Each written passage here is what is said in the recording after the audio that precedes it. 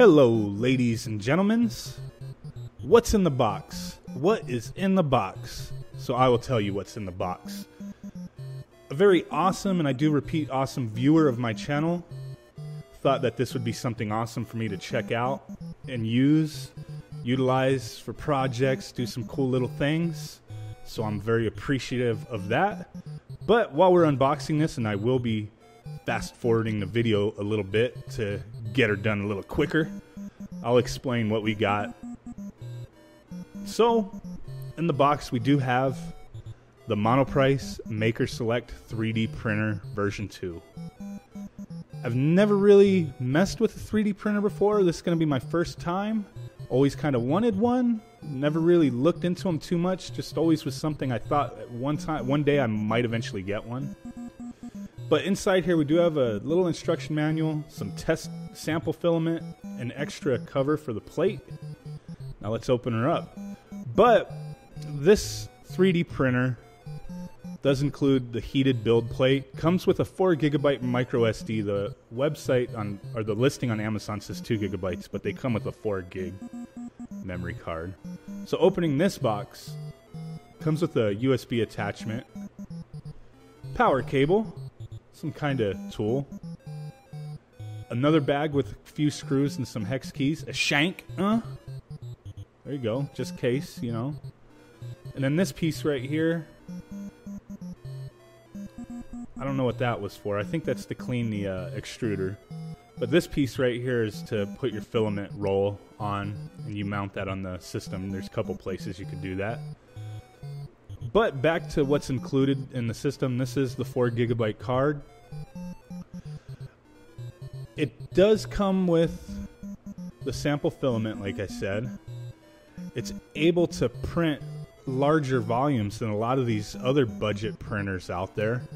This has a 8x8 inch build plate, 7-inch vertical spacing. So it enables you to do more larger, complex prints, which is kind of cool. The heated build plate states that it allows you to print slower cooling materials such as ABS, modified ABS, as well as PLA and PLA blends. So there's a lot of compatibility with the filament you can use on this guy. So assembling it is pretty simple. There's only really 4 structure screws. One goes on the outside on both sides, and then one on the inside, and they line up. You can only put it on there one way. The bottom piece of the system has to be perfectly lined up, and then you can screw in those 2 screws. Not too difficult to do. The inside ones, you kind of have to move the printer around to get them in there. And it does come with all the tools that you would need, the hex key in order to screw these in, and then various other sized Allen wrenches and whatnot for other pieces that you may have to use or remove later if you want to do upgrades or clean up the system a little bit.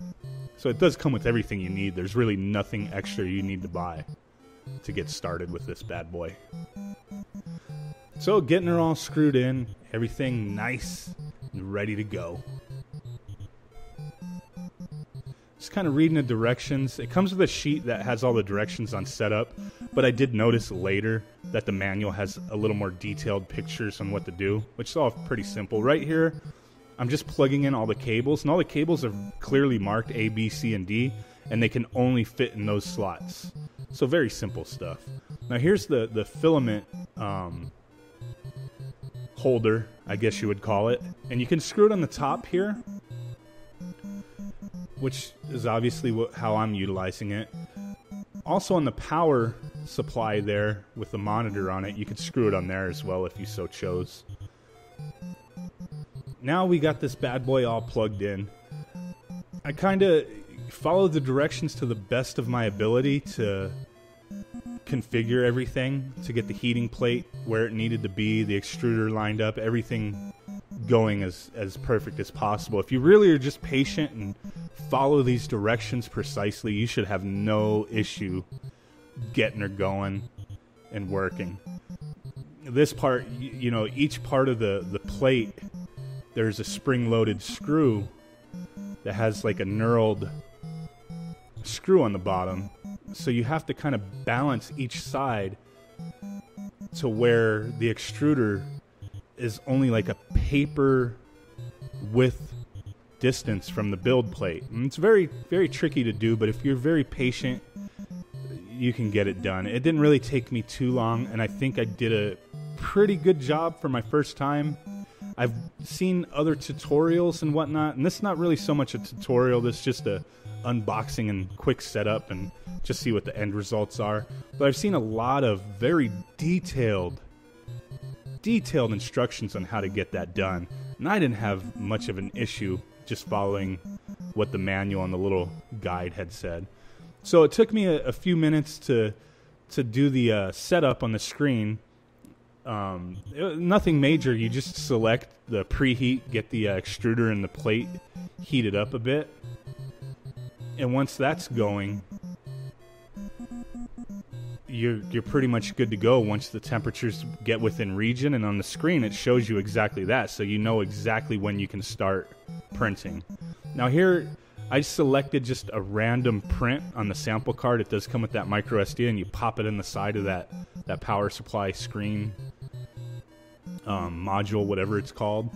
I'm not 100% on the technical name behind it, but she does plug in the side, and then you mount your SD card and then select the projects from there. So you might see some smoke here. The machine's not on fire, trust me. It was just me vaping, I'm sorry.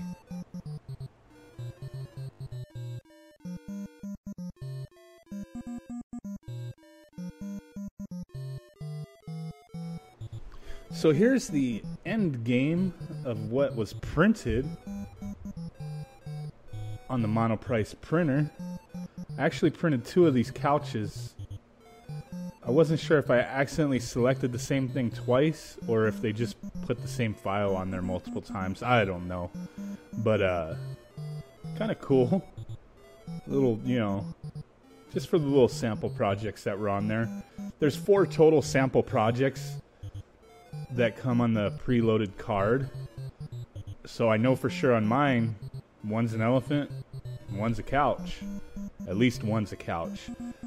The filament that came with the setup, the sample filament, was just this kind of orangish color, and it was just enough to print 3 of these little tiny figures.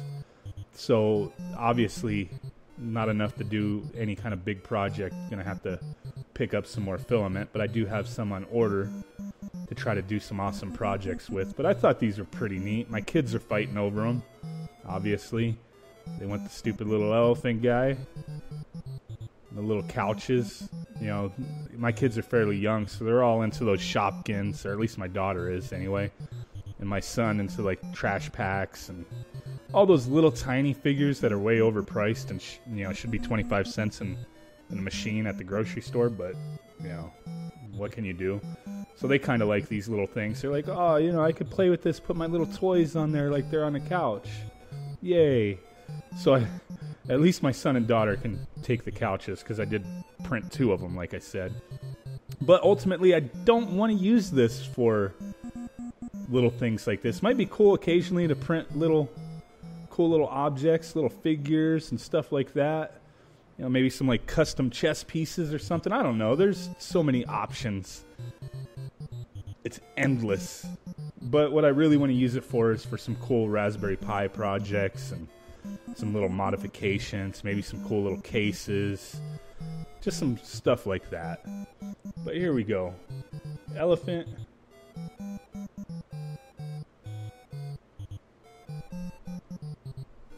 And our little couch. Pretty neat. You know, there's quite a bit of detail on these little guys. The biggest thing I seen looking at reviews for this printer, and I think a lot of it was just user error or people not having patience, but you do have to get everything calibrated properly.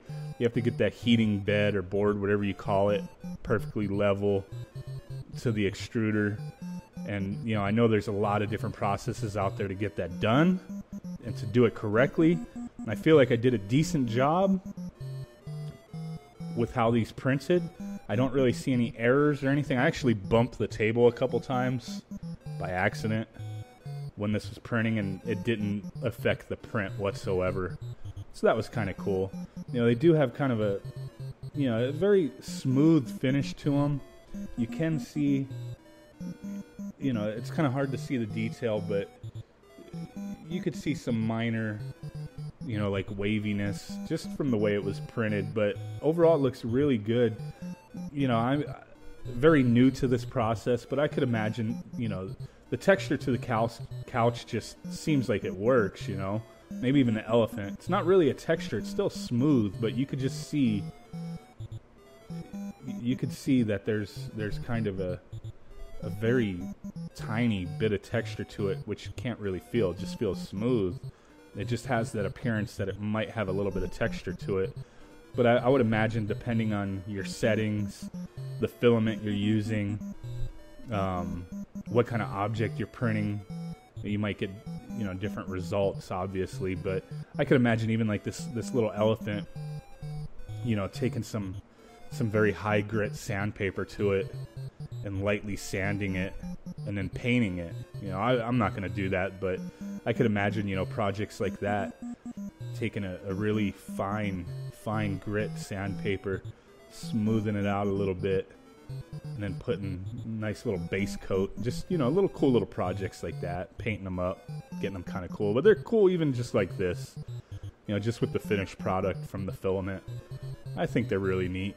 So with that said, enjoy the couch, the elephant, and I'll catch you guys next time. Appreciate it.